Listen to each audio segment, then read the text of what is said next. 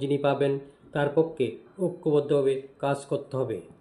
আগামী জাতীয় সংসদ নির্বাচনকে সামনে রেখে চট্টগ্রাম ও রংপুর বিভাগে বিএনপির মনোনয়ন প্রত্যাশী বিএনপি নেতাদের সঙ্গে মত বিনিময় অনুষ্ঠিত হয়েছে।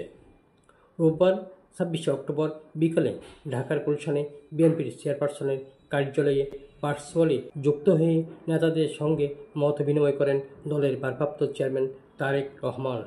তিনি বলেন, মনোনয়ন পাওয়ার পর এলাকায় মিষ্টি বিতরণ বা উৎসব করা যাবে না, বরং যারা মনোনয়ন পাননি তাদের ঘরে ঘরে গিয়ে কোলাকুলি করে নির্বাচনী প্রচারণায় ও দলের জন্য কাজ করতে হবে। যারা দলের নির্বাচনী প্রচারণায় অংশ নেবেন না তাদের বিরুদ্ধে সাংগঠনিক নিয়ম অনুযায়ী ব্যবস্থা নেওয়া হবে।